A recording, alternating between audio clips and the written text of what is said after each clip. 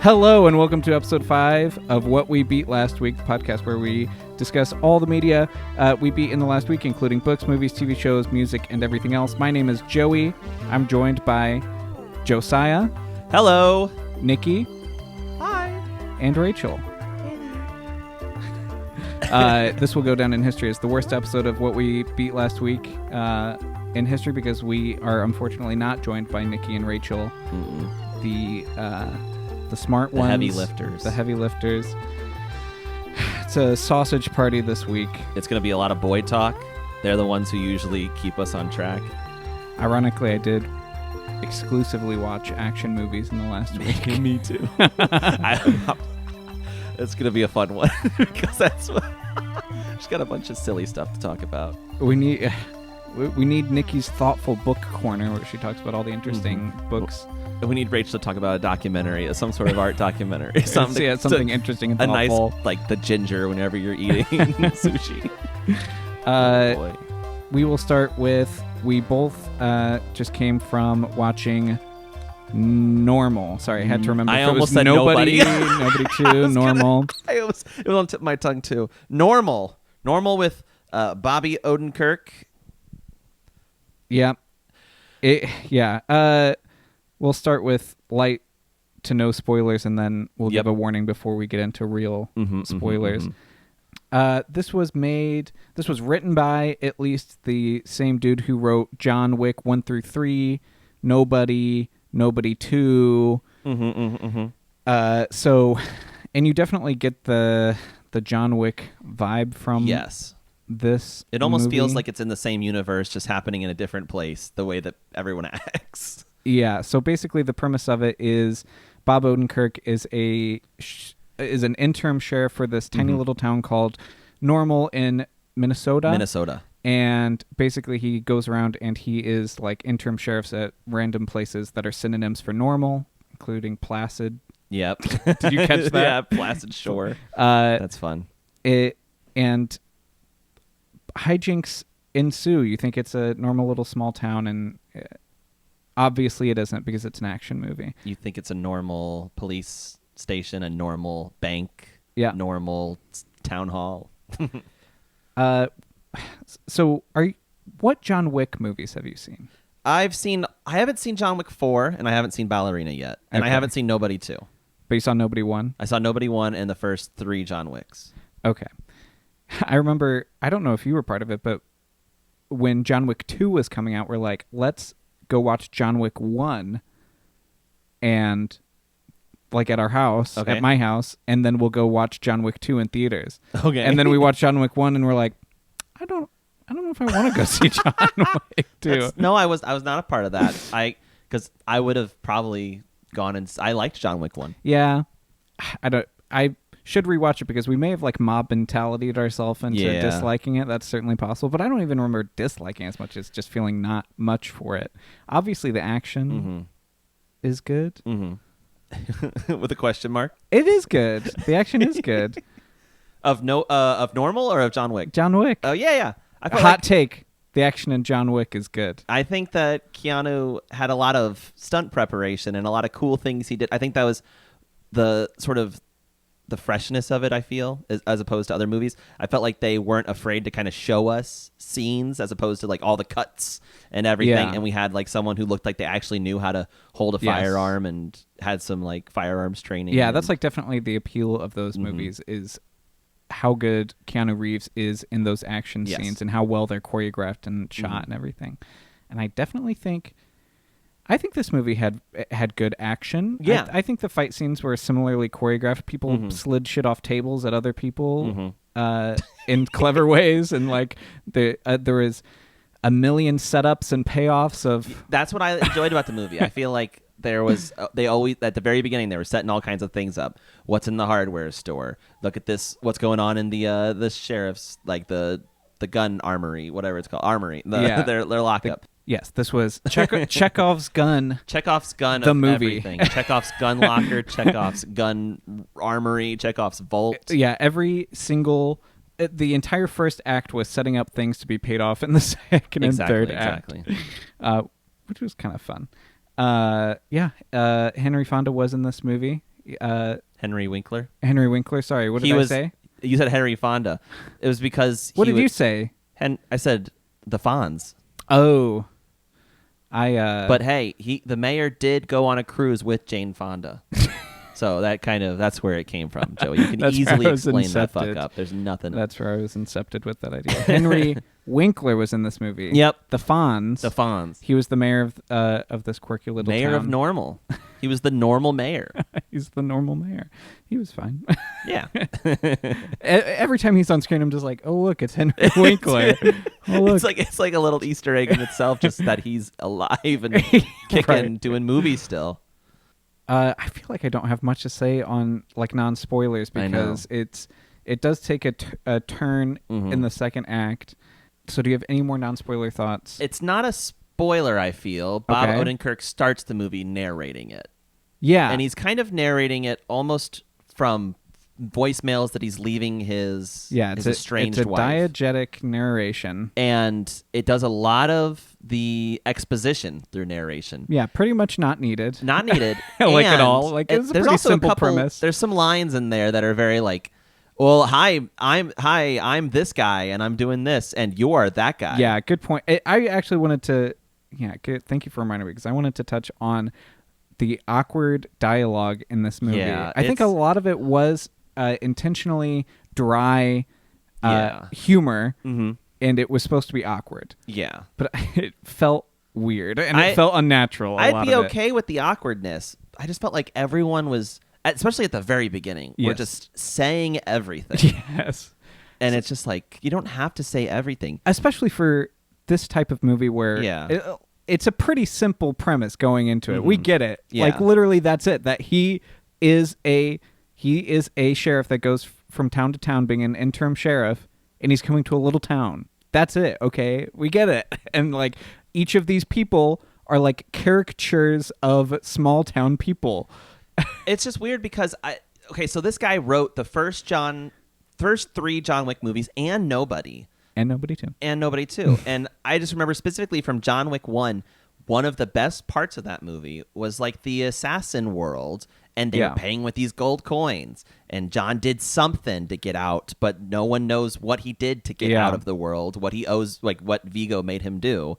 And there's sort of this he's just a monster, and he does all these things, and you just don't really know. There's like this secretness behind things. Everyone seems to know John Wick. They're like, hey John, you working again, sort of thing. And it's just not a lot is explained. That's the same guy who wrote this movie. And he has to like exposition dump everywhere. Everyone was saying some thing about who they are and what they're doing and what someone else is doing. Even when the secret is like revealed, the character who's revealing the secret is explaining it so plainly for no reason other than to tell the audience what's happening. It's wild. Yeah, like that was the worst. I actually the reason I was looking at who wrote this movie, because I didn't realize it was the same writer of all of those, is because I was like, is this like maybe his first feature film? Yeah, perhaps? It kind of felt like that, or it felt like I didn't know if someone like if Bob Odenkirk wrote it or something. He is credited as a producer. He's a producer, and he's credited as another writer. So I don't know if he had like enough input into the script that story, but not screenplay. Story by Bob Odenkirk and Derek Kolstad. Okay, so if he had some input into the story but not the screenplay, that just feels weird. I guess maybe I don't know if that's the thing. Whenever people start producing the movies that they're also starring in and they're writing the story for, maybe they're like, I need this to kind of be explained. I don't understand what's going on. Maybe they're like coming, and also they're financing it. They're like, okay, this has to land. What's going on here? Yeah, maybe Bob Odenkirk had like too much input into this. Like he was swinging his weight around too much after how successful Nobody was. I don't know. What did you think about Lena Headey is in this movie? Lena Headey is in this movie. I didn't recognize her immediately. Like her first appearance, I sort of saw. I remember her in the trailer.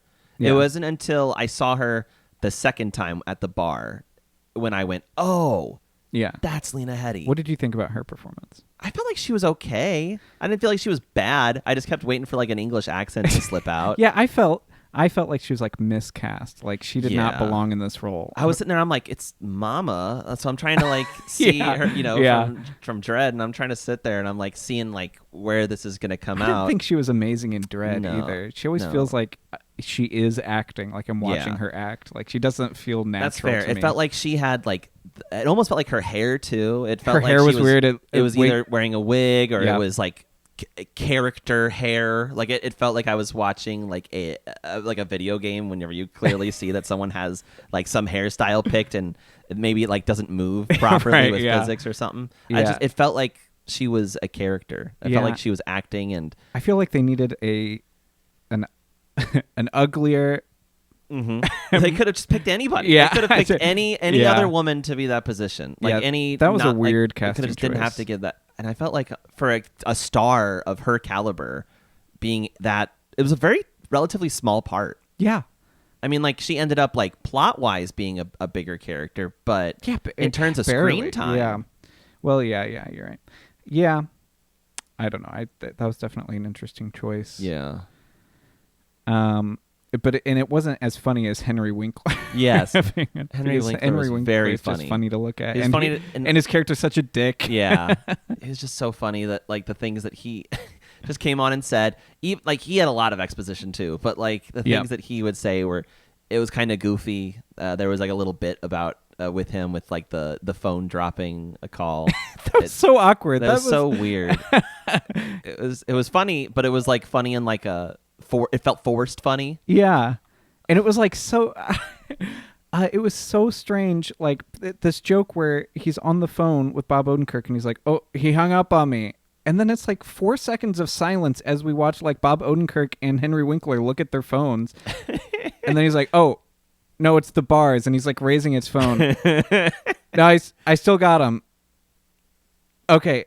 Can you hear me?" And it was so and awkward. They just pick up like nothing happened. Yeah, and so that is kind of funny, but it also it played, I think, a little not funny. Just probably like I could see where like some people would be like, "What the fuck's happening?"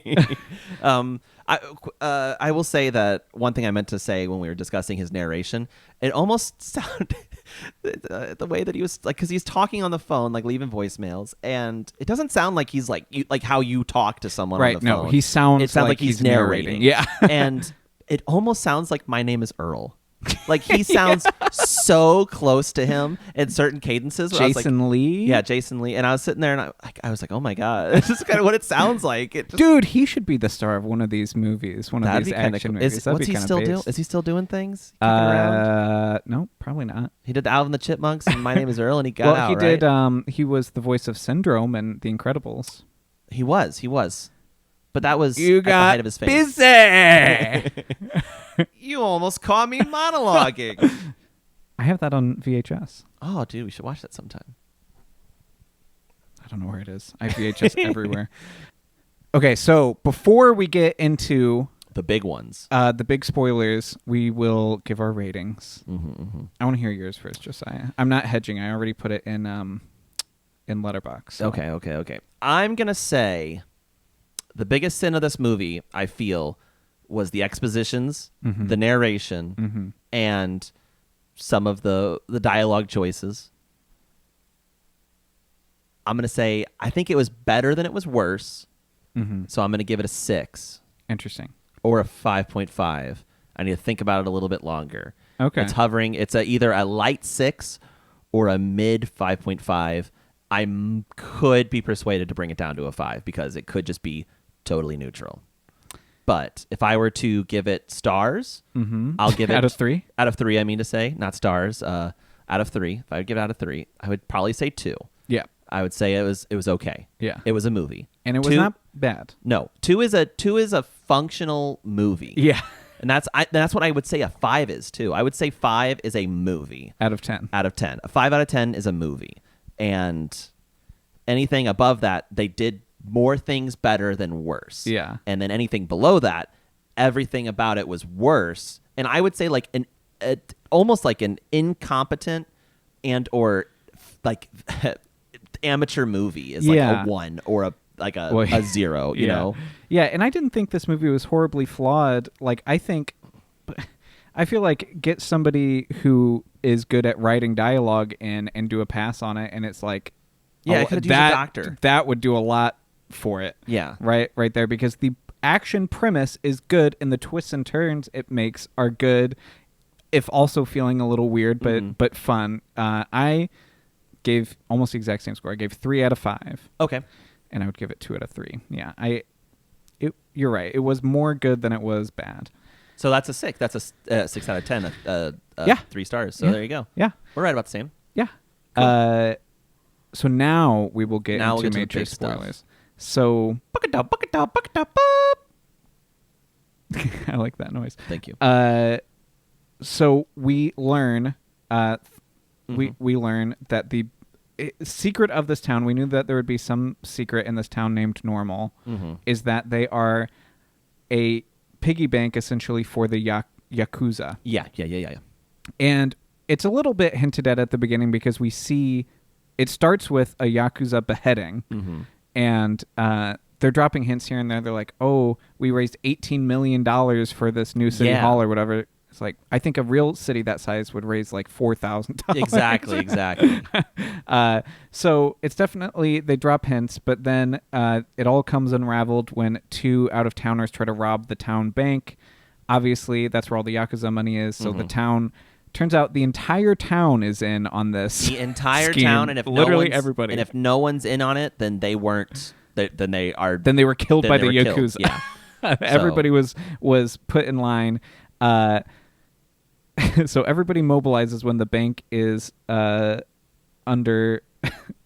Yeah. When the bank is being robbed, and that's where the action starts. Where the 2 bank robbers and Bob Odenkirk are running away from the town for the good middle part of the movie, and it's kind of comical watching these like 25 town members like in a line, they're just like in a group in this blizzard, all holding guns, like walking from place to place, like hunting Bob Odenkirk down. They could have like stormed that bank vault and just that's what I was thinking. I was like, they might have lost some people, but there's no way. That's what I was thinking. I was like, it's not a hostage situation. They would be fine if all of those people in the bank died. They killed that like guy who was having the heart attack. Yeah, they killed all the bank tellers. Yeah, they had compunctions about killing people before. And then it's just 3 enemies in a bank. It's like, just run in there. Like there's like 30 of you. Just run in. It's like the 100 they had, like, people versus pitchforks. They were like, I think I laughed mob. at that. Yeah, they literally were carrying pitchforks around. Yeah, but I thought that was a good enough action premise for a movie like this. I thought that was definitely solid, and it is definitely funny. It was fun. I think it was fun that the bank robbers ended up all of a sudden becoming the good guys. They were, they didn't come off as immediate assholes. They came off as pretty good. They had a dog. They're almost comically good, because in the middle of their bank robbery, a man is having a heart attack, and they're like, wait, we need to stop and save him at the cost of we will probably get arrested. Yeah. And so, they were going to give it all up. And so there was some fun things that happened. And then, like the Chekhov everything. There was a Chekhov store or thing in the hardware store when he was like, those are old school stumper movers. I kind of figured that. I was like, okay, those are dynamite. bombs of some sort. They got some kind of explosives going on. Chekhov's Ernie's meatloaf bar. Yeah, where it's like all the guns on the wall, all the crazy amounts of rifles and shotguns and handguns and everything are fully loaded. Yep, safety off, just fully loaded. Yep, there was Chekhov's post 9/11 small town police armory. It's like, you guys got C4? Yeah, she goes, oh yeah, the previous sheriff just after 9/11 just commissioned all sorts of anti-terrorist loans. Like, in this small fucking town, they just commissioned you C4. What do you need C4 to combat terrorism? Yeah, every single one of these things, as they're happening, I'm like checking them in my mind. I'm like, okay, that's going to come up later. Okay, that's going to come up later. And I'm very glad it did. I will give that its flowers for doing that. I was like, okay, I'm watching it. Okay, thank you for doing that. Okay, thank you. None of them, though, were particularly clever in any way. They just existed, but it was satisfying enough. And awkward hardware store owner holding a nail in his mouth the entire time. Yeah. Like, okay, that'll eventually Exactly. get I was like, that's impaled. going to end up in his face for sure. I thought it was going to get like shoved down his throat or something. That's what I was waiting for. That is something we didn't talk about in Spoiler Free, is that it's a very gory movie. It is. It's shockingly gory. Shockingly gory. We see people, it's like, it's almost like Final Destination. We saw a ear get blown off. Yeah. We saw a man's head essentially turn to jello. Yeah. We saw another man's head curse-splode. Yeah. We saw the mayor, Henry Winkler, got exploded by a grenade Henry launcher. Winkler did get exploded. That was awesome. Love that. Yeah. And so there was a lot of like gore. He was throwing dynamite out there and blowing people away. But the way that a lot of these like gory deaths were set up, it did feel like Final Destination, where it's like these fucking Rube Goldberg-esque deaths for these people. I mean, that's how the gun goes off when it kills the Yakuza boss towards the end. Yeah, the Yakuza boss. It was a champagne bottle, just punk, and it just goes flying. As soon as he said, he was like, "You guys want mimosas?" I'm like, mimosas? We're drinking at this mimosas time of day? At the Yakuza, and we're all drinking meatloaf in a bar in the middle of nowhere, and we're drinking mimosas. Yeah. And sure, why not? Sure, watch that That's cork what the Yakuza fucking do. bounce off 30 things, hit this shotgun perfectly pointed at the Yakuza boss and blow his head off. Set off like a flubber breakfast-esque. Yeah. God. Yeah, it was that definitely shocked me, and the poor woman next to me was definitely she was not, I don't think she was expecting this movie to be as gory as it was. She came by herself, yeah. Yeah, she came by herself in the corner, and she, like every gory she's like really softly to herself. I thought she was gonna like get up and leave. But maybe she loved she it. signed up for a rated R movie. I mean, that is true. Just, rated R action She could movie. just have the season pass thing and just like go and just like watch movies every day or something. So she's like, I just watch this. Maybe she does the same thing that we're doing right now. Yeah, true. Maybe she, I hope her podcast I hope it's doing doesn't well. do as well as ours. I hope all her fans leave her podcast and come here. We need those numbers. But yeah. But then the third act of the movie, the second act is all the hijinks of the town running around. Yep.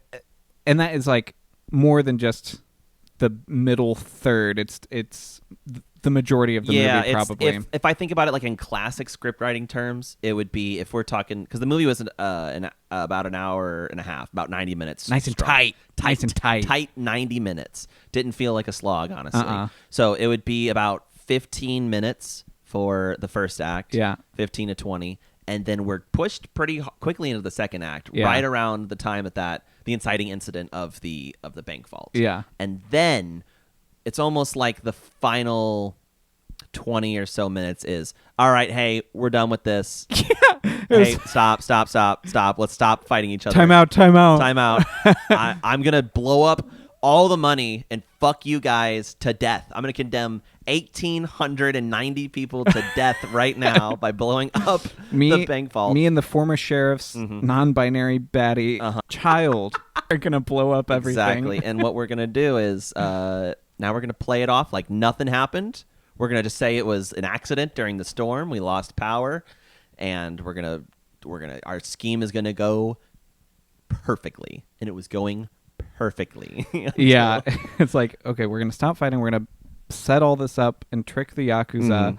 And they do it. They trick the Yakuza, and then they accidentally explode the head of the Yakuza boss. Yeah, and then everyone in the bar, except for our main protagonist, the non-binary baddie, and one of the deputies who aspires to be the sheriff, who, thankfully, at the very beginning, not at the very beginning, I guess, at the bank, only shot Bob Odenkirk. He didn't kill any of the other dude mowed everybody down. He had his no Russian moment where he's just like firing into a crowd of innocent squeaky people. leather jacket. That was very funny. That was pretty funny. He was weird and quirky, and I felt like it was almost. I was wondering, I'm like, is he just an awkward person? But it almost felt like he was kind of played as if he wasn't very good about keeping this secret. Like he was maybe he was like, am I like, because they were trying to pretend and just get past this with the sheriff. They had this huge secret, and they're like, well, if we could just not tell him. But it almost felt like he was wanting to talk about it. Perhaps. Feels like he probably talked about it all the time before with the other sheriff. He was just he just seemed weird. like a very simple man. But he's the quintessential example of like the awkward comedy, awkward, dry comedy, because everything he says is weird. It was. He was talking about their mustaches. He's like, hey, your mustache is kind of like my mustache. We're like brothers or uncles. Or I guess uncles, which would still mean they're brothers. Yeah. If they're both somebody's uncle, they're still brothers. But whatever. We're at the... We're fellow uncles. Right. We're just two uncles hanging out. We're two uncles hanging out. That's true. We're uncles. That's true. That's why our mustaches are the same. Yeah.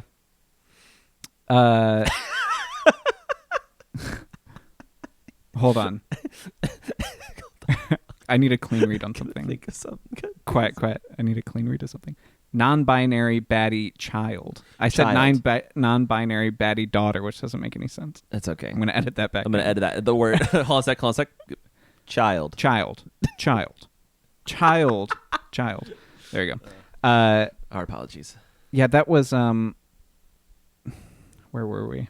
What's going on? Sorry, I couldn't forget to do that, or else I'd have to edit out the whole thing. we gotta restart, refilm it. Yeah, and then he moves on. He becomes a deputy elsewhere at the very end. He, brings Alex along with him.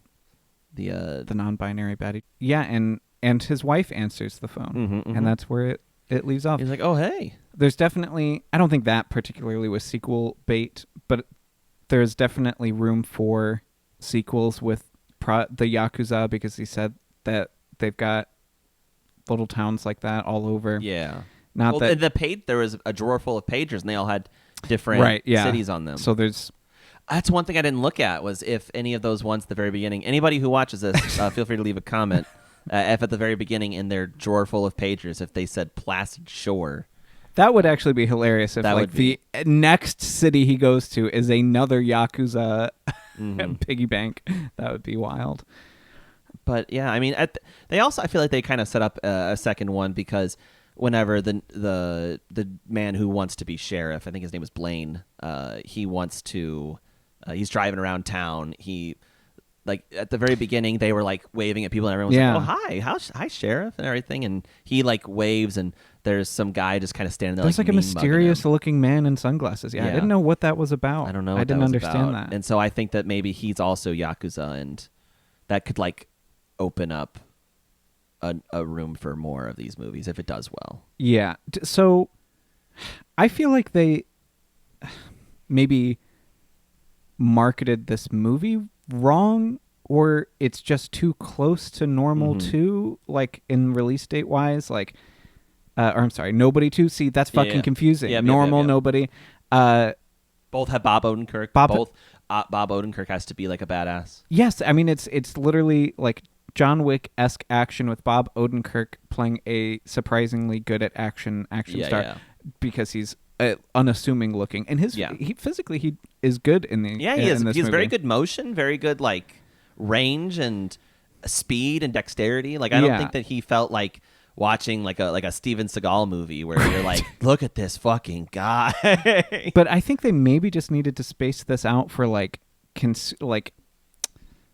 for marketing reasons. Like it just feels too close to Nobody 2. That was like last year. Yeah, I know. That was crazy. And it just feels too similar. I don't think it necessarily is premise-wise, because he's not like a crazy action hero. He's a sheriff who's like pretty good at fighting, and he's clever. Yeah. He's not like a crazy action hero necessarily. He's not a hitman. Yeah, he's not character. a bad. Yeah. But whatever. I didn't watch those movies anyway, so who cares? Yeah. And so I think I think the only thing that's the greatest sin about this movie is, unfortunately, some of the writing choices. I feel like that's very odd. I feel like it almost has the similar problem that a lot of movies have had recently. That I think I've brought it up. I don't know about every episode, but I keep bringing it up.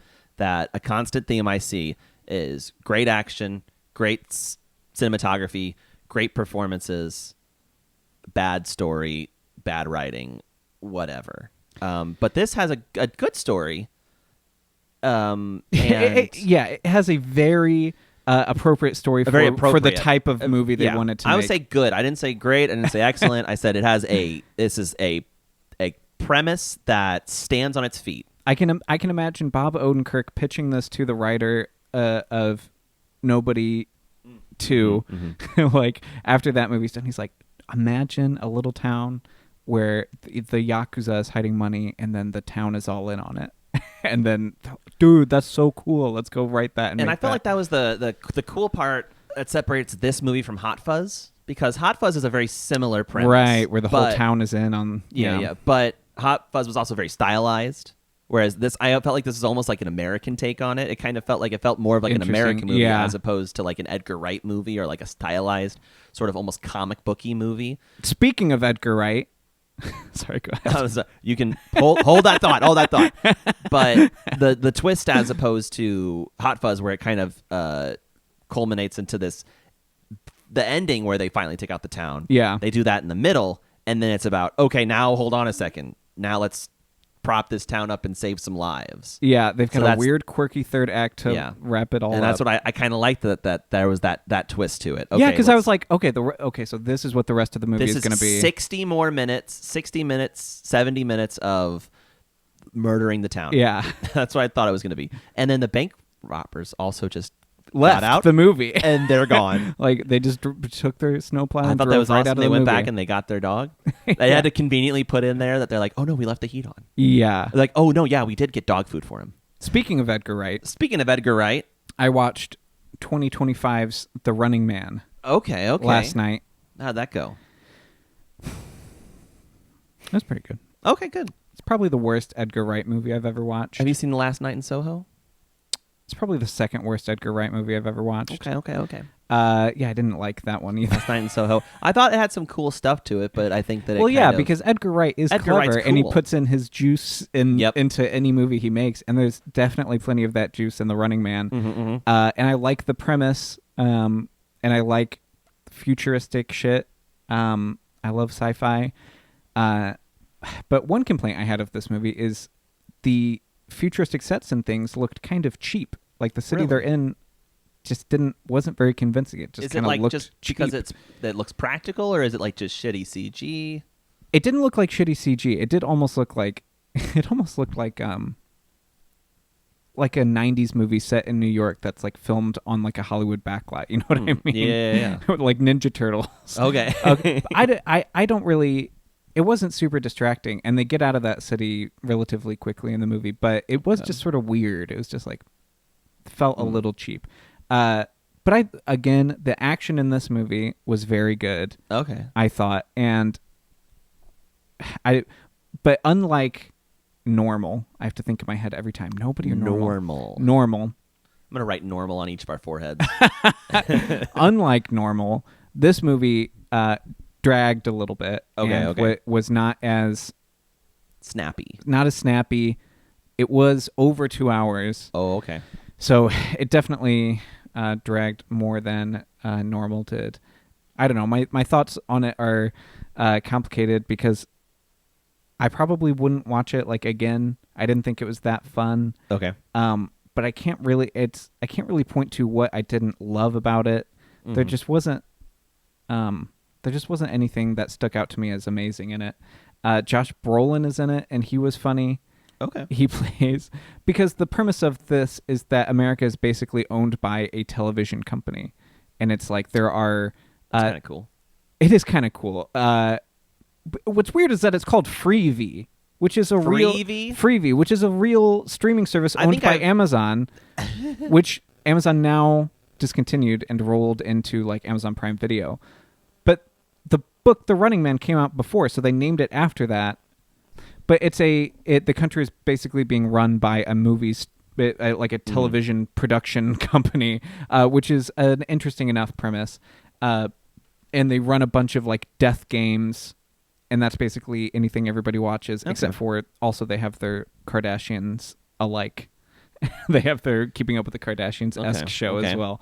And the main character is comically poor and needs money to save his child, so he joins the Running Man, which is the deadliest game that nobody ever wins ever. But Josh Brolin plays. He's a super producer. He's not an executive producer or a producer. He's a super producer. I like that term. And he's got these big, blocky, blinding white veneers on, which is amazing. It's a weirdly star-studded cast. I'd never heard of the movie, unfortunately. Like, it's You've weird. never heard of Running Man? I never heard of it. Have you heard of Running Man, Old Running Man with Arnold Schwarzenegger? I probably have. I think I've heard the word. I've heard like the movie title, but I didn't hear I didn't see any press for this. It was Glenn Powell. I can never remember this man's name. Whoever played Star Fox in the Super Mario Galaxy movie. Anyway, he was pretty good in it. But it was star-studded. Michael Cera shows up randomly in the middle of it to play a crazy anarchist. Hell yeah. Who has like a Home Alone tier booby-trapped house, and he hates the cops. Hell yeah. It's kind of awesome. Yeah. Batista. It starts with a Batista from Dave Dexter. Batista? Batista from Dexter. Angel? Yeah, Angel Batista from Dexter jump scare at the beginning. It like starts off with him. Whoa! What are you doing here? Michael Cera shows up. Coleman Domingo is fantastic. I was right. It is Glenn Powell. William H. Macy plays like also a crazy anarchist, but he's like a bomb maker. He was good in it, but Lee Pace is in it and kind of completely misused almost. I feel like he wears a mask the entire time. Oh, awesome. And then he takes it off near the end, and he's to like reveal that it's Lee Pace. Like, did you know? Like, did you hear that it was Lee Pace? Yeah, and I saw that he was cast, and I knew that was his voice. I've been hearing him recently on Invincible, where everybody thinks he is miscast there because his voice doesn't necessarily fit his character. But he's an amazing actor. I love Lee Pace.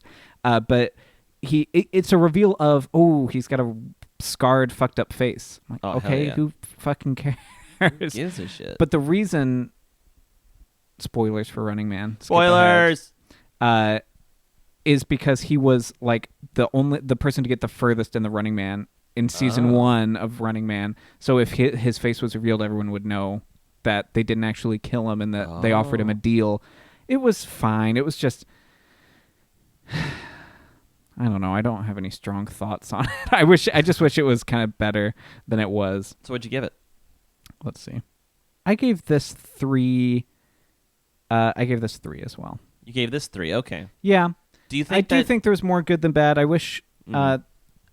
I'm so negative. I wish I had somebody else who watched it who liked it more than me to say all the good things about it. Yeah. To pull on the other side, but that's fine. Yeah.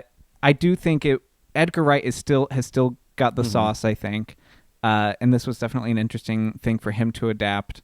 I think me and you have a lot of similar views on movies, but there are some that we definitely have. I think we just happen to have watched movies at the same time and had similar thoughts about them, because I don't know if there's much you can really so we talked about Normal. I mean, I don't know there's much else to it. I don't know if anyone else can say that's a perfect movie or that was a horribly dog shit movie. I want to meet the person who says this is that's a 5-star movie. And then we talked about Project Hail Mary, which was a phenomenal movie. I don't know if there's anything that anyone could say about that. We haven't watched very divisive movies or anything that we've... Wuthering Heights, we both weren't fans of that. Yeah. The drama, we loved the drama. Yeah. So I don't know. There's so far one of these days me and you will hash it out. Yeah. And we'll have a little bell or something that will ring, and we've had plenty of discussions about movies and things that we don't agree on throughout the 10 plus years that we've known each other. 15 years? No. Close to 12 years. Yeah, 12 years. So we've known each other over a decade. It'll come up eventually. It'll come up I'm eventually. Sure. I can't and wait. You guys will hear it. It'll be fun. So sorry I don't have stronger feelings on The Running Man. I thought it was pretty good. I have a feeling The Odyssey will be a movie that we both split on. I'm taking the under on I'm The taking Odyssey. the over. Yep. Okay, so there you go. Oh, yeah. That's exactly what. Did you watch any other movies? I didn't watch any movies, but I watched Sorry, go ahead. Shut the fuck up. Fuck you. But I did watch a sort of an event, and I got you to watch a little bit of that event. Okay, hold on. I want to bring up the Wikipedia page for this before we start this discussion. So, Joey, while he pulls that up, I asked Joey to turn on 2004's WWE SmackDown Presents Judgment Day. Yep. Yep. And I only asked him to watch the last 30 minutes of it. Yeah. Which was Eddie Guerrero versus JBL, John Bradshaw Layfield. Yep. And it was for the WWE Undisputed Championship. Yes. And I asked Joey to watch this specifically because, first of all, Eddie Guerrero is my favorite wrestler of all time. Okay. My first WWE, my favorite WWE wrestler he's a little of all guy. time. But so he has a luchador style wrestling, and he wasn't a main eventer at the beginning. He sort of started off doing a lot of tag team stuff, kind of a little bit of Intercontinental Champion. Those are kind of the maybe first match mid carding, and but he had this thing, Latino Heat, is sort of right. this tagline, and his sort of these gimmicks that they would put on with we lie, we cheat, we steal was his the moniker. Interesting. Was this the Attitude Era? Yes. This is Ruthless Aggression. Okay. So it's like Attitude going into Ruthless Aggression, okay. And so Ruthless Aggression is kind of like what we were watching there. Attitude was right before. That was like Stone Cold and The Rock. Okay. And this is right as they're getting at, they're out, because this is 2004. They're semi-in, they're reappearing sometimes, and they're mostly on Raw. Time. Because this is just after the brand division. Yes.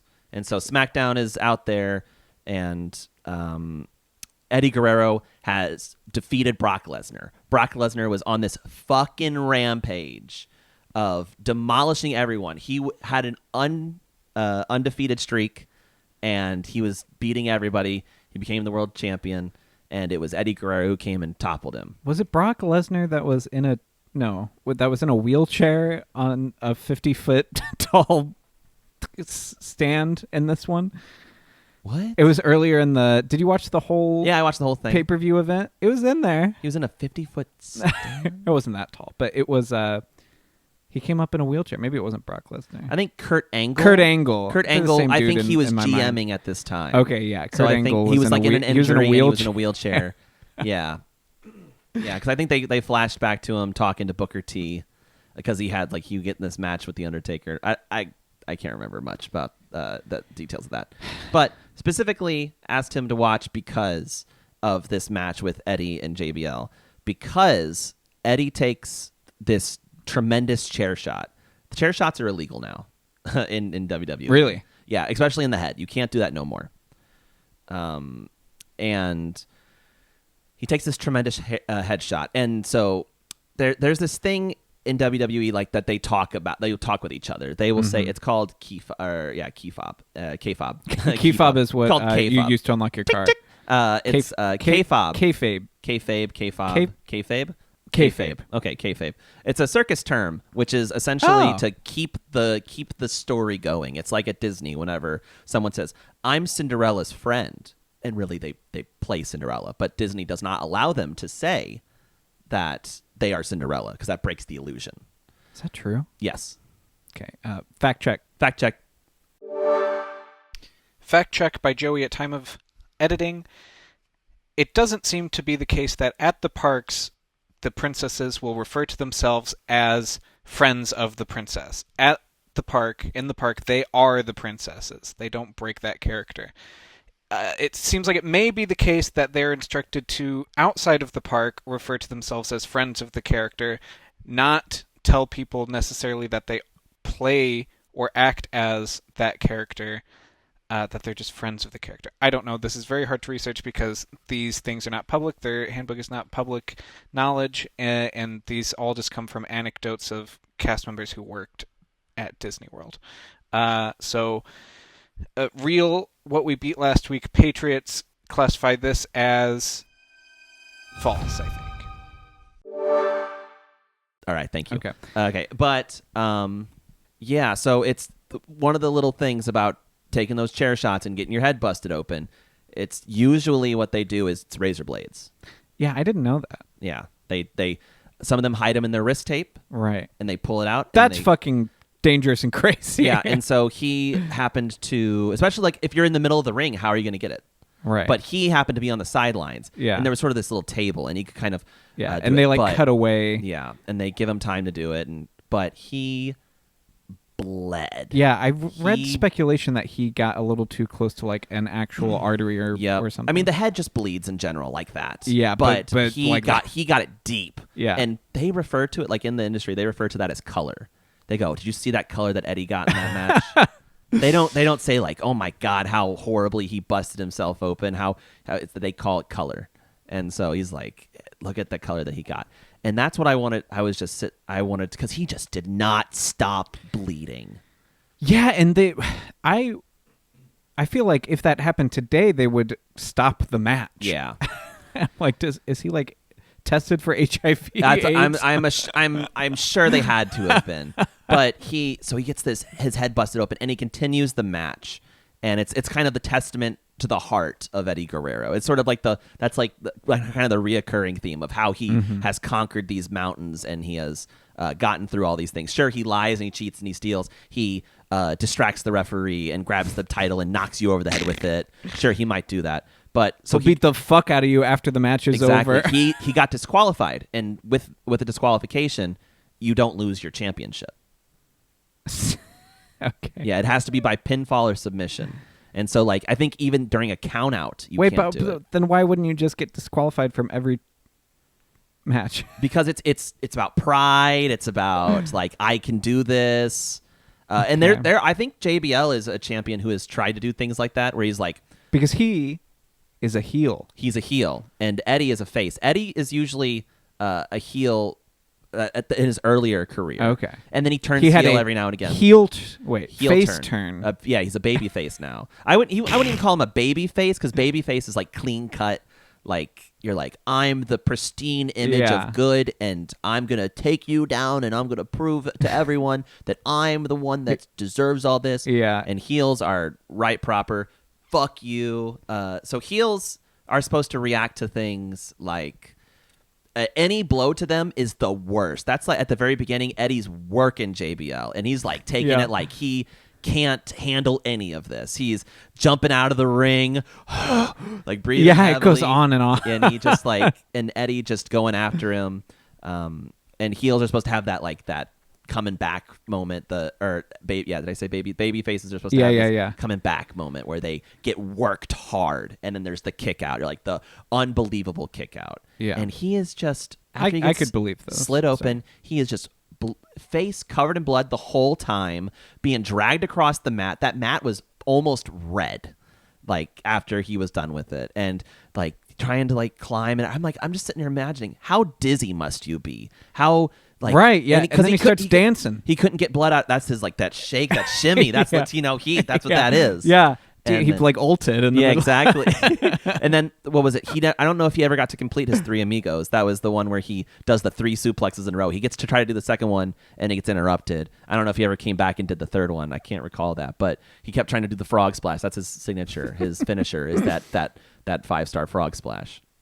He gets on the top rope. That's awesome. And he like jumps and he crunches in and extends out and hits you with the flat. And so and he just kept going after him. The storyline is that JBL, sort of came out and spooked Eddie's grandma. And that was so funny watching the intro to this fight. She had a heart attack. Or it was Eddie's mom. I can't remember. It was Eddie's mom. Eddie's mom, yeah. I was like, hold on. I was like, I had to rewind. I was like, did I hear that right? That JBL gave Eddie Guerrero's mom a heart attack? Yeah. Those stories are the thing about that particular era, like attitude going into ruthless aggression, is that they used a lot of people's real things. So like Eddie had an alcohol and drug problem. Kind of mostly alcohol, but obviously they're all using steroids and shit, and pain pills and everything. So they used like that kind of later as like a storyline of this, like, oh, you're just a user, you're good for nothing, and he had to like come back and prove himself against JBL previously. But yeah, and then he disqualifies himself by hitting JBL with the belt. And then they are just both bleeding and like rubbing foreheads together, and that shit was nasty. Yeah, and then I feel like if I was JBL, I'd be like, stop. I don't want his fucking blood all over me. JBL was also they're both longtime veterans. Like they both have been in wrestling for a while. He was just known as Bradshaw before, and so he was part of like a tag team duo with this gentleman named Farouk. And they were both Farouk. Yeah, they were both they were beer drinking, cussing, tough motherfuckers. And JBL is big. JBL's huge. That's one of the things that impressed me the most in this fight was his like physicality. Yeah, like him. Combined with how small Eddie Guerrero is, and them doing these like crazy stunts with his big ass, them throwing each other around is so impressive. Yeah, Eddie's like 5'7", 5'8", so he's not like super short, but he's small. And that's like part of the luchador style. Yeah. And JBL's like 6'4", 6'5", and he is. I don't remember how heavy they said he was, but he's a thick boy. He was like in the low threes. High 200s in that, because Eddie was like 235 or something. Yeah, like Eddie's in the 200s and he's jacked. Yes, and JBL's getting a little doughy, but he's still like presentationally still like a big guy. He's monstrous. Yeah. But you said you've come to a just sort of a whole opinion of all of WWE and all of pro wrestling based off of this one match. Yeah. What's your thoughts? So. You said to watch this, and I was like, maybe I'll just watch the whole thing because I got nothing else going on. I took the day off. I could watch this. Mm-hmm. Imagining the whole thing would be about an hour, but it's two and a half hours. So I watched like some of the first match. I skipped through a lot of it. Watched some of the Divas match where she loses her pants. Yeah, that's what Divas. There used to be Divas. Now there's like an actual women's division. So you'd maybe get one Divas match a show. Yeah. And it would be mostly lewd, mostly sexual. There were bra and panty matches. Yeah. There were like mud fights. Nice. They were like the main point of a diva was to be on Playboy and to like kind of come in there and sometimes be a badass. The first match was Chavo Guerrero and oh God, what was her name? Oh, but in that Divas match, she had to win or else she would be fired. Yeah. It would be over. Thank God she won. Thank God she won. She really pulled it out. Bubba Ray and Devon. Damn it. I almost said Spike, but that's the other one. One of them was so big. Speaking of big dudes, going against fucking Rey Mysterio. Yeah. Jesus Christ. Little guy. Squish him like a bug. Yeah. And Tori Wilson and Dawn Marie. Let's see here. I must have been thinking about another match with Chavo. Oh no, Jacqueline and Chavo. Chavo had to. He had lost the Intercontinental Champion, which is a men's division title, or not the Intercontinental, the cruiserweight. Cruiserweight's like the light. Okay. Light wrestlers. That is, and he had lost that to Jacqueline, and he had to fight her one-handed to try and get the cruiserweight title back. And he had to have his dad come in and step in to help him win, untie his hand and everything like that. Okay, so this goes into the opinion I've formed about all of this.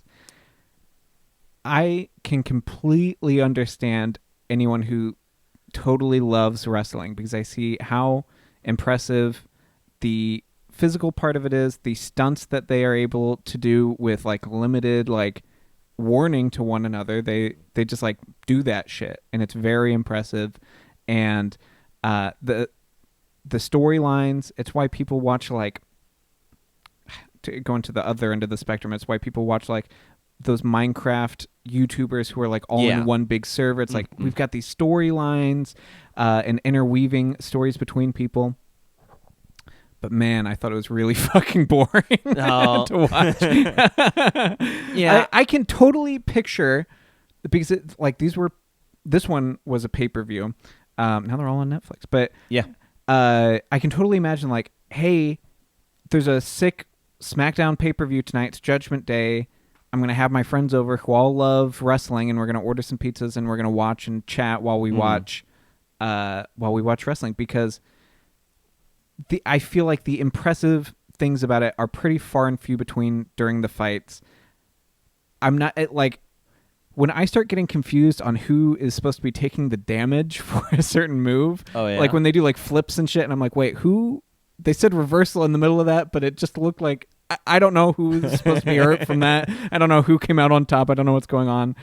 Or when they're doing those fake punches where they're like, you see them like the side of clearly the palm, do like and then they like stomp their some light. Yeah, yeah. I'm like, okay, like certain things are more easily faked than other things. Yes, and those fucking flips and shit and slams are pretty real. Where they're flipping around.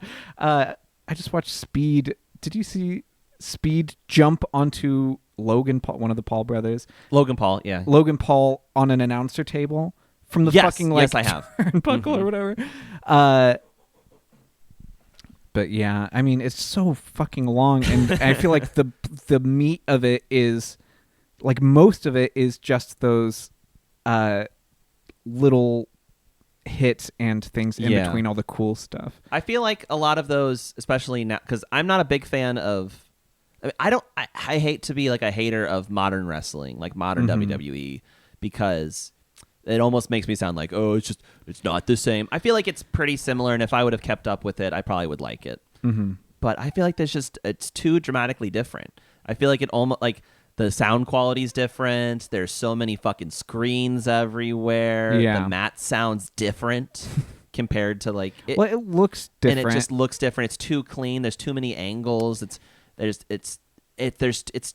too much going on, and also it kind of, I feel like everyone has, like, they have to keep upping it because there's no like sanctity in a finisher anymore where you go like, oh, I did this once and someone kicked out of it is crazy. That's unheard okay. of. Yeah, well, yeah, like the 9th time that Eddie Guerrero kicked out of JBL's JBL, yeah. I was like, okay, yeah, man, I get it. It's never gonna stop. I get it. He's awesome. Yeah, it's cool. I love it. But goddamn. And also, I don't think like the kicking out looks that cool or like makes enough sense in my mind because it's, just go back down and finish it, dude. You're still right. You're still over him. He's still laying on the ground. Just do it again.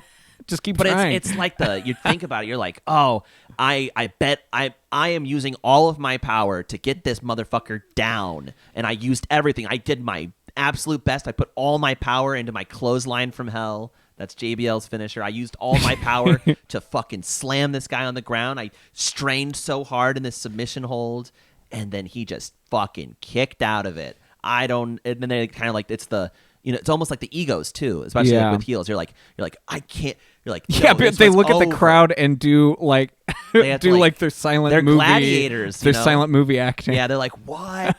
What? Yeah. Just like the look of defeat on their faces.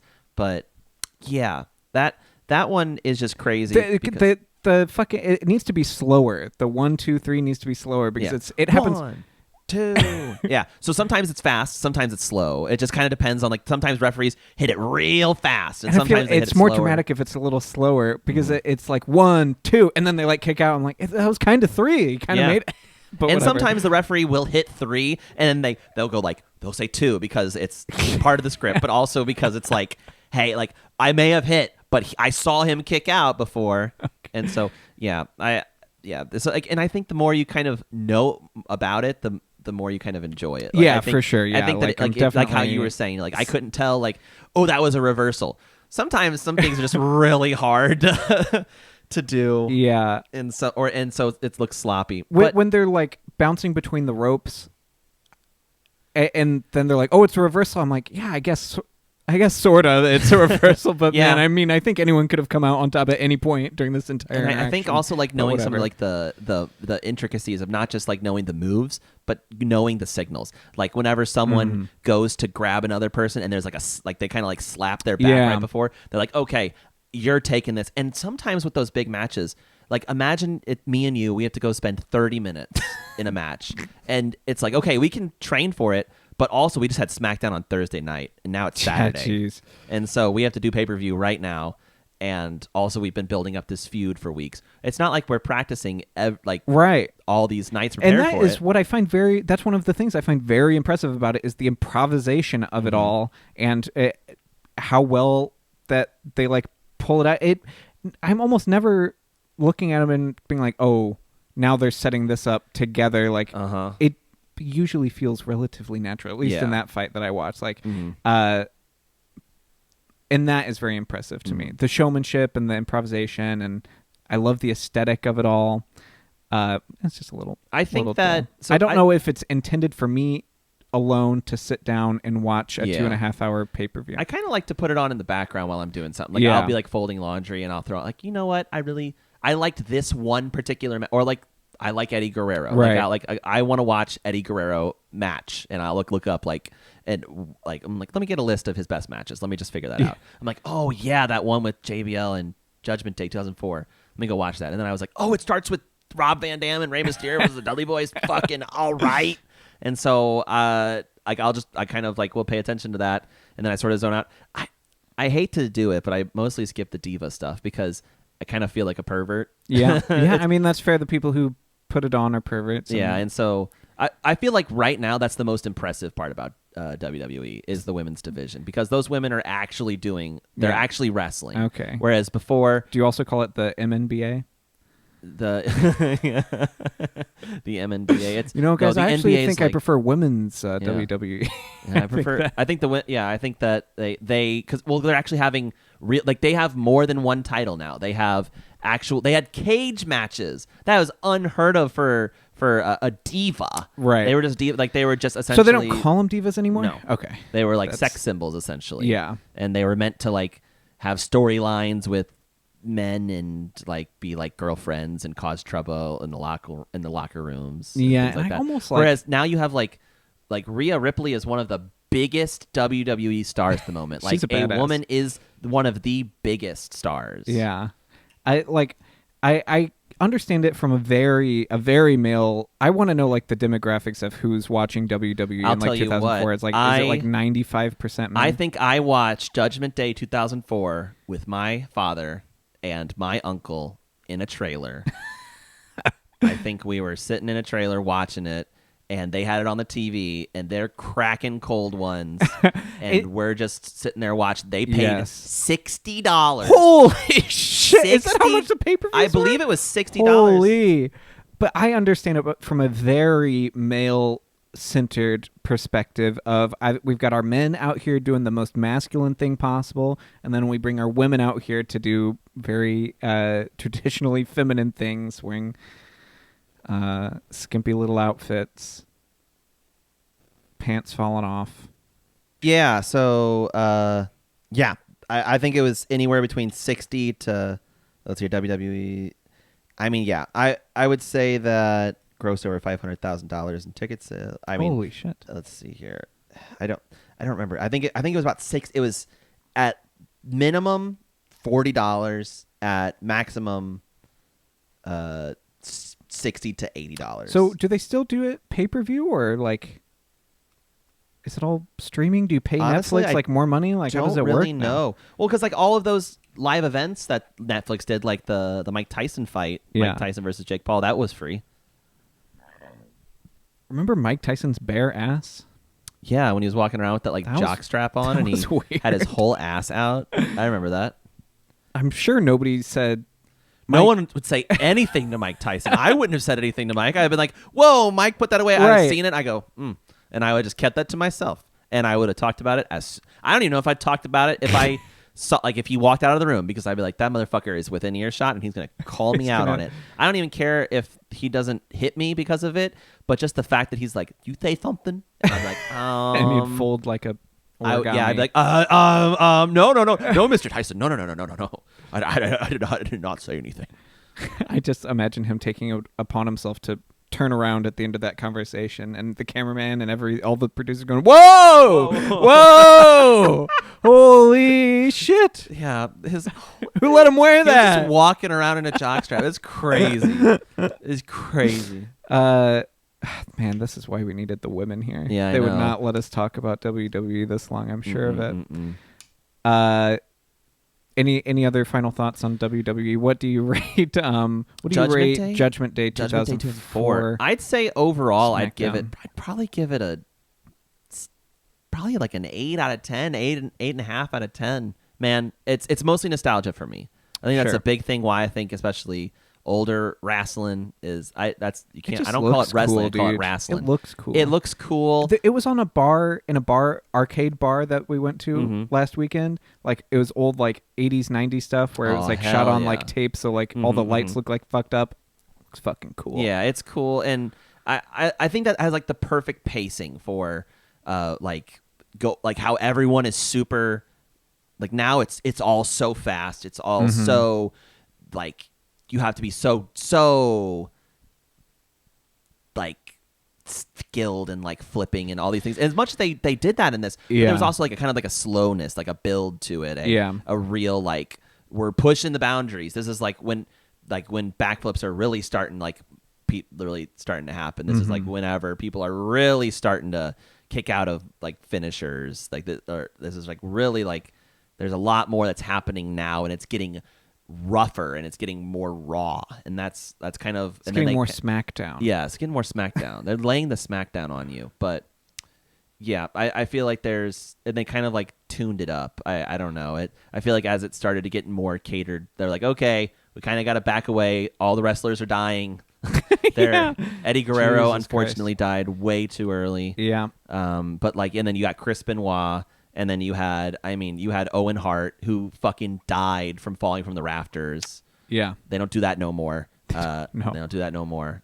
You just have like, and then just so many wrestlers were just dying of drug overdoses, of CTE, and things like that. And so they had to like, well, if they weren't dying almost nobody died in the ring, right? Other than like Owen Hart falling from the fucking ceiling. I think that's it. I think he's the only one to die. But they were horribly, their brains just turned into jelly. Yeah, like old football players. But Chris Benoit's one of his finishing moves was to jump from the top rope and headbutt.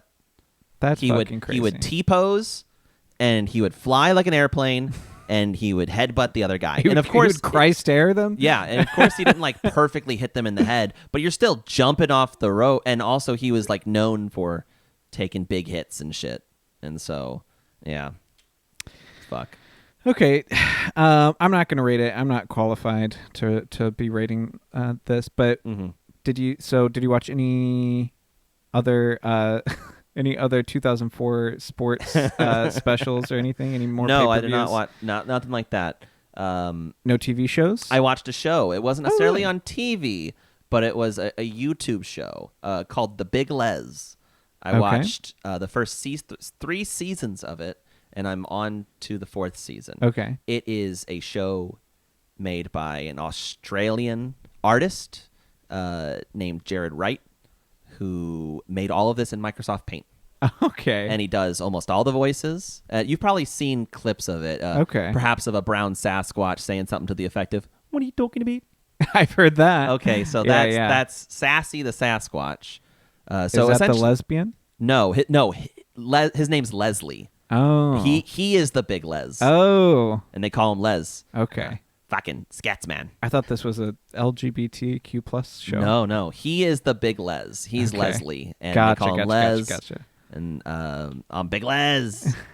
But yeah, and so it's all made in Microsoft Paint. The audio quality isn't great, but that guy does like all of his own music. He does all of his own art. He does and then later he started getting other people to help him with it. But he does almost all the voices and everything. So it takes place in Australia, in Browntown, and Leslie is an alien from Kingdom Come. Okay. But he looks like a human. Okay. He lives with his adopted son, Quentin, and he gets kind of put into a life of action when these big yellow Simpson-looking things called Chumas start attacking him randomly. And so that's kind of the propulsion of the story. Is Les just wants to have this normal life of just hanging out, smoking some weed, drinking some coffee. He classically wears like these almost like short blue shorts and a pink tank top, and he's huge. He's got a huge chest, huge arms, huge legs, and this big gut. And it's just kind of like they all. It's you said it's all in Microsoft Paint. It's all in Microsoft Paint. So is it? are they dragging around little images in Microsoft Paint, or are they animating it frame by frame? He's animating it frame by frame, and it's not. So it's not like, like a super detailed, but it'll be, and it gets more detailed, but it'll be like, as opposed to seeing like 50 frames in like a quick movement, it'll be like 15, 20 frames. And so it's kind of a little bit more harsher in terms of like how it moves. Yeah. But it has some funniness to it. Sometimes it can just be, the audio quality can be so bad, and and I don't know if it's just because like their accents can be so thick sometimes, and they're also like trying to do different, he's like trying to do all these different voices and everything like that, but they'll be having a conversation and it will be totally incoherent. He'll be like, yeah, we was on this fucking mission, it was skits, and we was doing all these things, and I fucking, this guy that you met came out here, and we just took in fucking him up. Boomhauer, but you're like, Australian. huh? And then they'll like talk, oh yeah, and I start doing this, talking, doing nice, mate. And you're like, huh? And so sometimes it's like a genuine like it was kind of hard to understand sometimes, but it has some funny jokes. It has, I wouldn't say that it's like art. It's not like anything like a huge budget or anything. Right. It's kind of goofy. It's YouTube kind of humor.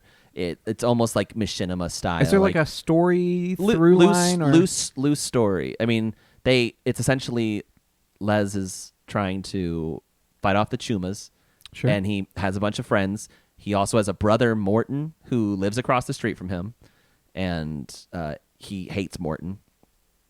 His dad, their dad, was the king of their planet, and Les at first wants to try to just get back to home, and he eventually tries to go back home, and Kingdom Come has been blown to Kingdom Fuck. Oh no! And it's gone, and so he's like Superman. Yeah, he kind of is.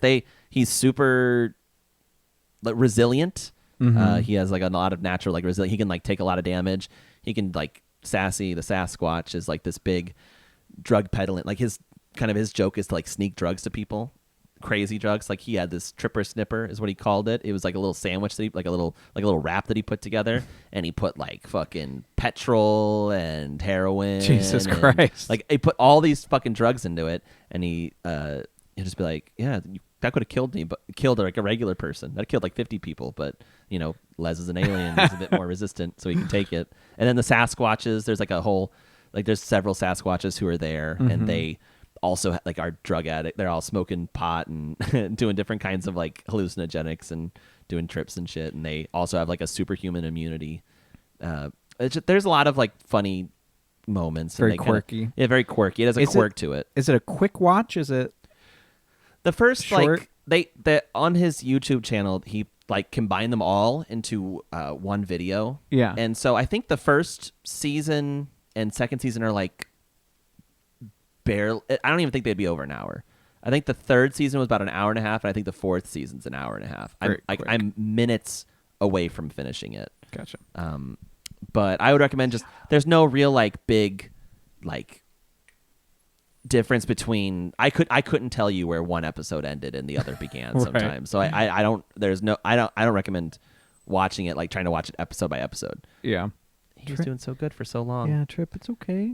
And then but yeah, I think it's kind of a little quirky, a little fun. It has some choice language at some times, especially those earlier episodes. Yeah. And you're kind of like, all right, Mr. Guy, please. Shut up, Trip.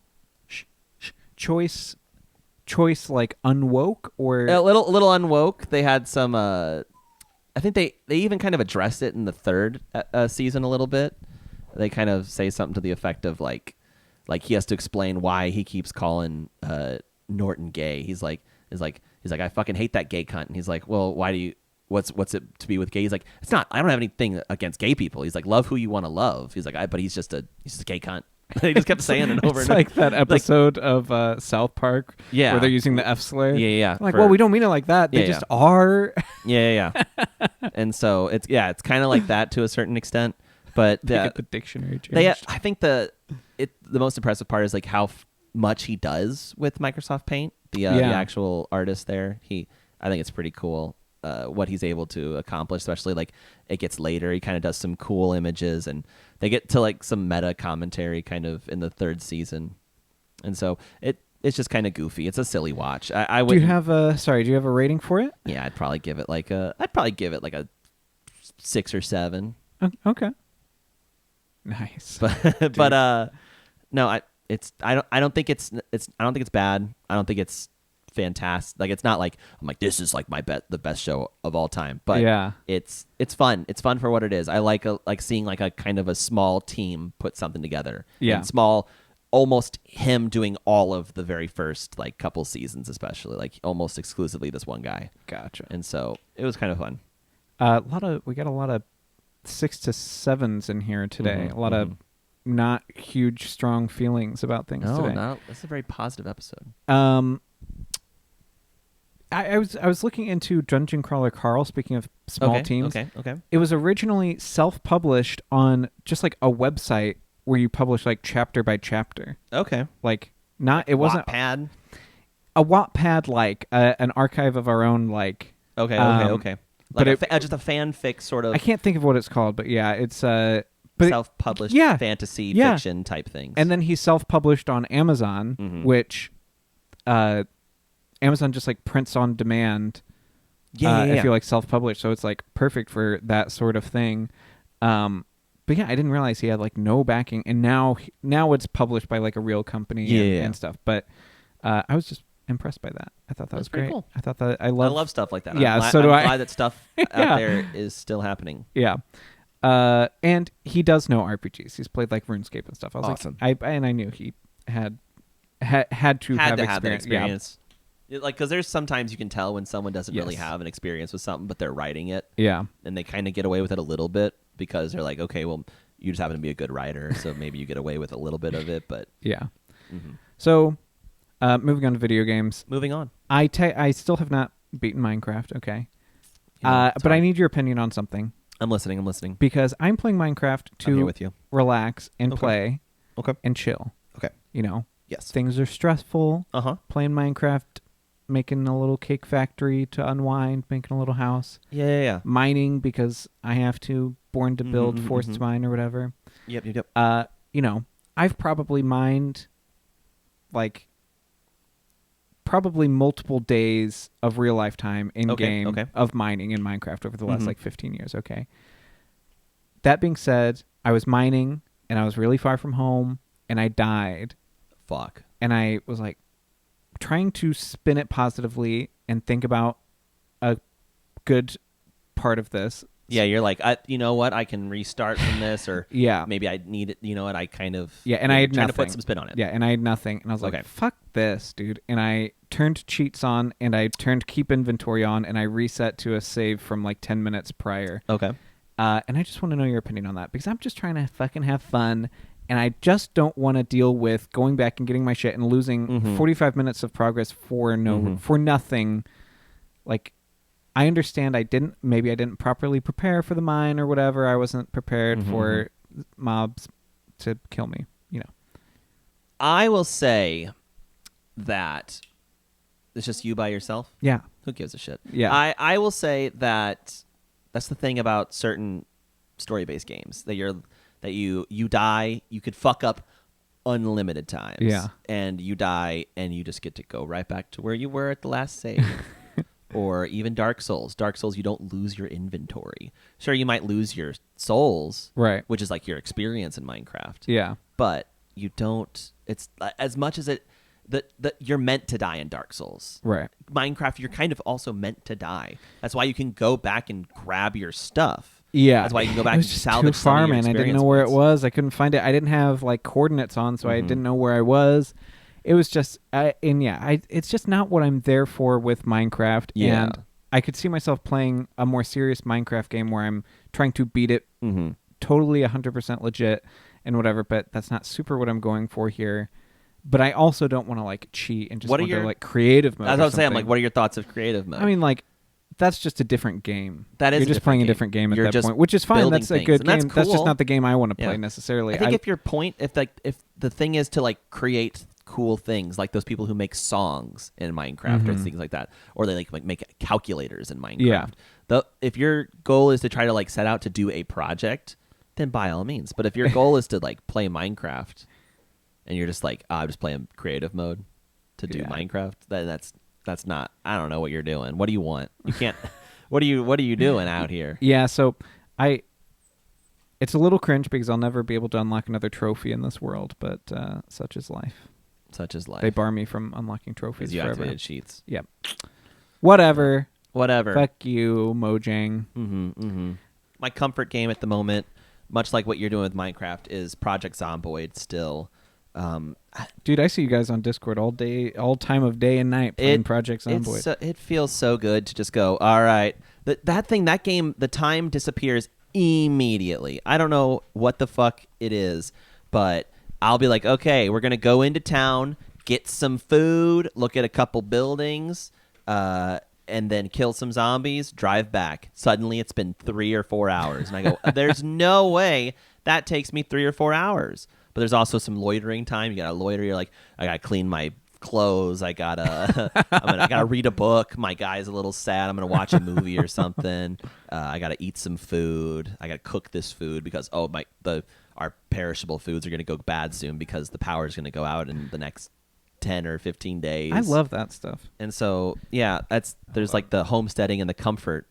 I get that comfort aspect. I think if my character, because the thing with these characters is you get a lot of experience for shooting your guns and running around and swinging weapons and carrying heavy things, and if you die, you restart from scratch. Right. And I think that's a huge blow in that game. So you kind of have to like just play smart and die a couple times. But that feels like the point of that game. Yes, the point of that is like, and also you can make it easier. You can set it to where bites, exclusively saliva, turns you, blood turns you. You can decrease the infection chance. So it's just a matter of like it. And you can also set what I like to do is set the infection time to almost instant. If I were to be turned into a zombie, I want it to happen right now. I don't want to fuck around. I don't want to fuck around and think that like I have a chance to like I'm gonna treat this wound or anything like that, and then a day later, like I've been suffering through all this, and then I just turn into a zombie and eat my friends. Not worth it. So I'd rather just instantly. Yeah. That's kind of like what I'll do. Yeah. But no, that's my homestead game. The way that you're playing Minecraft just to relax is I kind of do that there. I'm like, all right, I'm going to get a bunch of ammo. We're going to go clear out this pod. Yeah. We'll come back and, okay, now we get food. All right, let's do a food run. So yeah, that's my comfort game at the moment. Have you beaten any games? Resident Evil 7. So you had not beaten Resident Evil 7? I had not beaten it. I looked back in the previous episodes, and I have not talked about Resident Evil 7. At all? Okay. At all. Maybe. Fact check. Fact check. Fact check by Joey at time of editing. In episode 1, I brought up Resident Evil 7. Josiah did not talk about Resident Evil 7. Real, what we beat last week, Patriots, classified this as true. Thank you. And so Resident Evil 7 is a good old time, revived the genre. It does like a cool switch at some point, and you kind of find out that Ethan's wife, who he's been chasing around this whole game, she's actually kind of a badass. And she like had to do her own sort of survival thing whenever they were like estrayed, and sort of, and then it switches back to him. But yeah, it's pretty cool. Is that as far as you've gotten in the series? You haven't played 8 or 9? I haven't played 8 or 9 yet. Okay. No, so I've played pretty much all of them leading up to that. Yeah, I haven't played 6 yet, but I hear you don't. I don't think you need to. Yeah, apparently. Heard that. Maybe just 5 is like fun because it's just it's like the Wikipedia. co-op aspect of it. Yeah, and so it's not necessarily inherently like riveting. I was but watching. It's cool. It's fun to play. And play that. Yeah. And they were at a part of the game where originally the developers had planned to not make that part of the game co-op.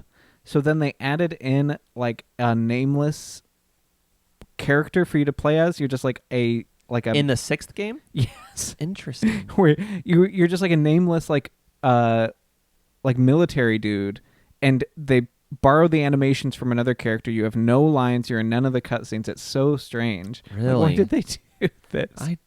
That's crazy. I don't know what happened with 6, but people were kind of upset after 5, and they went, all right, well, that was whatever. It was fun because it's co-op. I can play with my buddy. But then 6 came out, and people went, oh, fuck, they fucked this. And then Operation Raccoon City came out, and that's sort of like a multiplayer one. Yeah. I hear that's fun because it's multiplayer. Yeah. You're like, it's kind of Resident Evil, but you get to play with like 4 people, I think. 3 fun. or 4, but more than just 2. But yeah, and then 7 comes out, and 7 is a banger. It makes it first person. Revives the series. Revives it. Brings it from the depths. The only thing that I really have an issue with is I feel like Resident Evil games were just not meant to be played on PC. Why? It's just weird. I feel like every time I start it up, it starts up on the wrong monitor. It always has like weird, like trying to tab out. It's really weird. Yeah. Sometimes it's weird trying to That's like crazy. navigate things Well, with your. are you talking about Resident keyboard. Evil 7? This is Specifically Resident Evil 7, yeah. Interesting. And then I thought we solved even PC Resident games. Evil 2 remake and Resident Evil 3 remake and Resident Evil 4 remake. There was some like still weird issues in fucking current year. I Current thought we year. like solved all those It's things. still I thought weird, it was, weird resolution things, weird opening up on the wrong tab. That's how PC weird, gaming was like 15 navigating years ago. things with like the cursor and like it's just some weird things. It feels pretty good, Yeah. for the most part, but there's some occasional bugs that kind of remind you like, oh, I'm playing a video game. Yeah. These are like initial, like these feel like initial issues like of like ports. This feels like I'm trying to play like Call of Duty Black Ops. Yeah, I wonder on like who ported it. Yeah, you're like, okay, this Well, feels... that's what I'm saying. Is like that's what PC games used to be like. Yeah. It's like these shitty ass ports. Because you just play on Xbox 360 and it just had to do it a certain way so that you could navigate it with a controller. Yeah, but the thing is now I think like those older consoles were so weird and like they had very specific hardware that PCs were not using, so porting was a lot more difficult and it came with a lot more issues. And now consoles are basically just like PCs. That's what the next console generation is essentially. Well, yeah. Xbox isn't. Software, they're not doing it. They're just like basically going into computers. Yeah, and then PS6 will be more like a computer. Yeah, but like hardware wise, they're already there. But like software wise, the Xbox they still have their proprietary sort of. I don't understand how that's going to work with the next Xbox. I feel like it. I feel like they're just like lying or something because where are they going to make money? I don't know. How are they going to make any money if it's a PC? They've already basically given up on the console war. Like Phil Spencer was just kind of like, hey, we've lost the console war. We lost the most pivotal generation. Yeah. Which was like the PS4, Xbox One era. Yeah. He said where everybody's building their digital libraries. Like that's where they were all building their digital libraries, and then it was just an easy choice for them to just move on to PS5 where they still had all the games they bought from PS4. I don't know, but like I thought the point of building a console was that then you get all the purchases, you get money from every game that's purchased on that system. You get some amount of money, especially from digital purchases. You get like 30% or something. And Halo 3 moved units. Xbox came out and Halo 1 sold. People went and bought a product that had never been like had a lineage. They bought a product because of Halo. Like so like Xbox sells units. Yeah, but like now, but why even sell units? Sold, is what I I'm guess, saying because is like past tense. What I'm saying is like so you made good first party games to sell consoles. You sold consoles because then you could sell your games as well as other people's games on it and get a part of all of those sales. But if your console is a PC where people can just load up Steam and then you get no cut of it, you get no cut. Then the console will by necessity have to be more expensive. So you are making money on the console sale. Mm-hmm. So we're gonna have like $1,300 Xboxes. Is what I'm trying to say. I don't know how the next generation is gonna exist at all. Even with something like Game Pass, which Game Pass is pretty cool. I think it's getting cringe again. But it's like $30 for like the actual good Game Pass, which people have basically had since the beginning. Was like you can get day one games. Now day one games are locked behind this $30 Game Pass. They're like kneecapping themselves in every single possible way. Yeah. It's like let's put all of our exclusives on PlayStation and PC so nobody is encouraged to buy our system, and then so what's the point? What's going on? And it just feels give up. weird because at that point you can go, all right, well, maybe I have just PC Game Pass by itself, so I have a list of games that I don't have to buy in my Steam library. Right. And then, but I have no incentive to buy anything on the Xbox Marketplace, because if I'm going to buy something, I'm going to buy it on Steam. Right. Where I know I can play with my friends that don't necessarily have an Xbox or have Xbox Microsoft accounts on through this like setup. Right. I can use Steam and play with them. I can play with my PSN friends on Steam. I can play Helldivers with my PlayStation Network friends. That's awesome, and that's awesome. Was not a thing like 10 years ago. But yeah, I think we'll just have to wait and see on the next generation of consoles, because currently it doesn't make any sense in my mind. I agree. How the next Xbox is going to work, but maybe they'll come out with something. I'll go, oh, I get it now. Yeah. I kind of doubt it. Also, the PlayStation 6 is rumored to release alongside like a handheld version of the console. Really? Yeah, like a weaker handheld version will come alongside it. Yeah. Are they going to be like Switch 2 style, where you have to like? No, it'll be like the olden days. PS Vita. Yeah, but hopefully better than the PS Vita. Okay. That sold like 8 units. Yeah. What about the PSP? I think that was more successful, I think but so the PS too. Vita was very unsuccessful. Okay. The state of video game discussion over. Beat any other video games? Nope. Beat any books? No. The literate ones among us are not here. Nope. That'll be a good episode next week, is I think me and Joey are gonna we might have a couple things to say, but we're gonna let them get back into it, bring some taste. Yeah.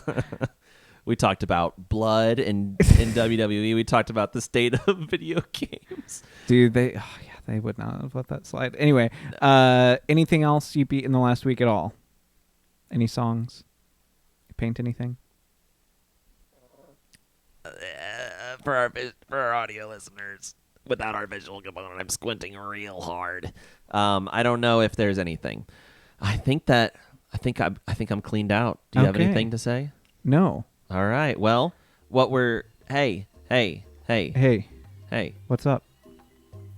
If you really liked this, Oh. if you thought that the boys cast was cool, feel free to drop a chat that says you guys are cool, but we missed the other two. Drop a chat. Drop a comment. Rate and review, subscribe. Hit and that like. bell icon. That way you get notified whenever it premieres every Monday morning at 6 a.m. probably. What we beat last week at gmail.com. Send us an email. Actually, let me check the email. Let me make sure that nobody has sent an email. Let's look at the fan letters. Nothing. If I know you in real life and you're listening to our podcast, don't ever say anything about me about the podcast to me. Email it.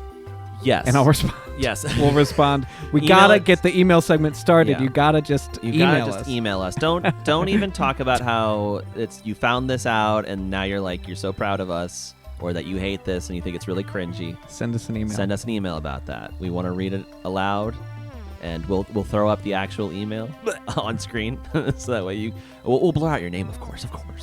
But yeah, let us know if you want to include your name and where you're from. Jesus Christ. Time to take my birth control. See you next week. Adios.